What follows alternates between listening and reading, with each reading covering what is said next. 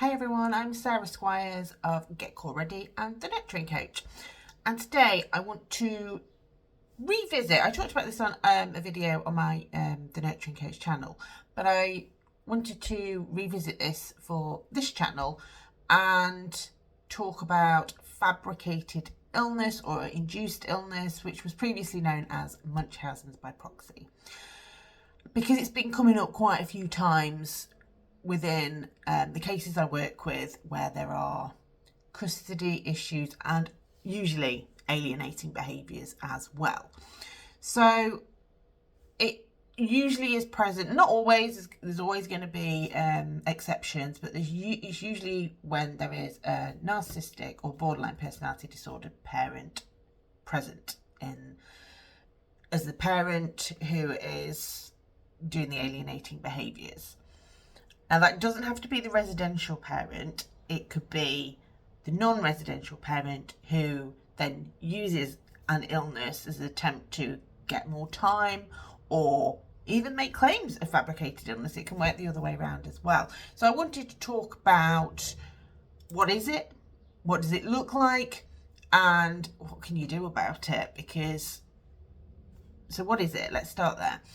So it's essentially when a parent fabricates an illness. Now, this could be literally just saying, I think they've got this. And it's not just once, because, all parents do that. There's some symptoms that are coming up and they diagnose. We've all got Google. We've done it ourselves. We've self-diagnosed loads of times. This is a pattern of illness being used. And usually it's more than one. It's normally very much like their false allegation behavior. It's a scattergun approach. So they'll put out loads of different illnesses that this child might have, and there'll be this constant taking them to the doctors to try and get some sort of diagnosis. We're going to come on to the specifics a little bit later, but ultimately they are inducing this illness within the child. Now, in the early stages, the child probably doesn't know what's going on. They might feel okay, but they're being told. And eventually, it's like psychosomatic. The more you get told that you're something, you start to believe it. And then those symptoms will start to display within your body. So it's a chicken and egg kind of situation. But actually, in this case, it's not, because we know that the creation of the symptom lies within the parent and not within a physical problem. But that doesn't mean at a later stage a physical problem can't manifest, which is why it's quite hard to prove, because obviously the alienating parent will say, see, I told you, I was right.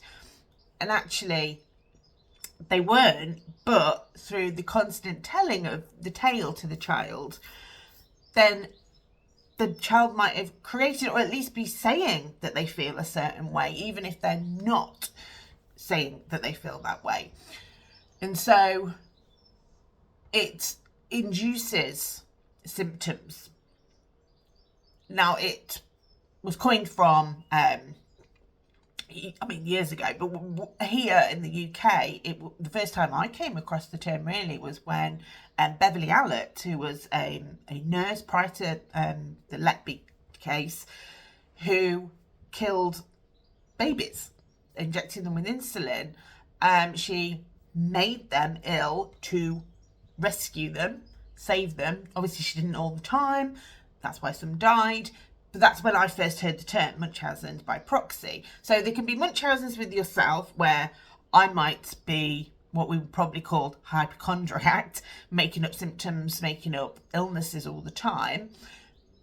But what we're talking about is Munchausen's by proxy, which is doing it through someone else. And that's now been called fabricated or induced illness, or FII. If I might switch between the two, it's in my head still as Munchausen sometimes, but you know what I'm talking about. So that's essentially what it is. And it manifests by an exaggeration of the symptoms. So like I say, it might be that the child is having some symptoms, but when the parent who is trying to induce these symptoms takes them to the doctor or a health professional, they're exaggerating them. So it might be that for example, they've got a slight earache. That's made worse. It's terrible. They won't sleep. All of those things. To exaggerate and to make it look more important and more serious than it is. And we're going to look at how that plays into those personality types in a minute. And also these symptoms are often not observed, or only observed on a very mild level, not only by professionals but also by the other parent. They might falsify medical records because they can either manipulate a medical professional who will just take on board what they're saying. And I know loads of cases of this where parents used to be able to, and probably still do, get diagnosis of autism, ADHD, based solely on what the parent says. But what happens now, because they put in a protective mechanism, is they need to speak to school as well, because school obviously see them, or nursery see them more. And so if they can get that diagnosis and it's on their record, then they might get access treatment. They might be able to access medication, which the long-term harm to a child's body of taking medication you don't need is quite scary. But equally, it will be on their record that they've got this thing, which psychologically for the child as well, you've been labelled as being something that you're not. Hence the psychosomatic, when they might start then behaving in certain ways. And inducing symptoms, so they might actually harm the child and I mean physically, like say, might give them poison, now not to kill them, but to make them sick, so they can say, they keep being sick. Beverly Allen, give them too much insulin, shut down their body, say that there's a problem, so they can come in and save them, and everyone go, oh, you're the hero. So those are the main ways that it manifests. Now, in terms of what it could mean, so obviously, medically, this child might not only have to take medication, which can be harmful, it's essentially a poison in the child's body, they might have to go through surgery. And I have a theory that gender identity issues is part of this Munchausen's, because if you've got a parent who's constantly saying they hate men or women, and that child is of that gender, then it's almost the same, isn't it? It's inducing this hatred of that part of yourself, so therefore you want to remove that part of yourself. So it's almost the surgery side. Anyway, I've covered that in another video as well. Psychologically, so again, it's this child believing that there's something wrong with them. This child believing that they're not a normal, healthy child, but believing that there's something, usually like lots of things, like I say, the scattergun approach, so they're constantly ill, and that can, I'd say, be psychosomatic, and the child starts to then feel unwell a lot of the time. Or if they're not feeling 100% well, they might exaggerate it themselves and think, oh my God, I feel a little bit sick. Therefore, they blow it up out of the fear that's been put in them. So it can cause real trauma within their psychological development, but also their physical development as well. And legally as well, it's really difficult for you to prove this in court, because if the child starts buying into this and starts saying they've got this, or equally, if it's psychosomatic, and I've used that word a lot, but this is kind of what can happen, is the child doesn't have anything, but is constantly told they have, and this is again the mechanism of alienation. They're told something over and over again, they can start to believe it, and then you can physically manifest symptoms. And so when they go to the doctor, the child can say, I have got this, or yes, I do have that. And equally, it might literally develop into a illness. And so that's obviously the alienating parent, or the NPD BPD parent, will be saying, see, I told you so. And actually the dynamics of that are far more complicated, which is why it's important to obviously grasp the nail sooner rather than later. And again, as I said, it's so similar, the workings of it are so similar to alienating behaviours, because they will use fabricated illness to hurt the other parent. They will say that you not acknowledging this illness is neglect. You are harming them by not jumping on this train of them being ill in every way, and it's physical and mental as well. It's not just physical. They can say that they're mentally ill as well, and so it can be used against the alienated parent to say, well, why aren't you believing them? The fact that you're not believing them shows how abusive you are, denying my reality, you're gaslighting me. It can easily be used to gain custody advantage, because they will use those support needs, and then, and it also, if you're neglecting that, I know cases where emergency applications have been put into court to meet these medical demands of the alienating parent, which paint the other parent in that bad light, and can be used alongside child arrangement hearings to go, see, he's neglectful, he doesn't deserve to have time with the child, when actually what the parent was doing is like, I just want to be 100% sure that this is really happening, given everything else that I know. So it can really be used to gain that advantage.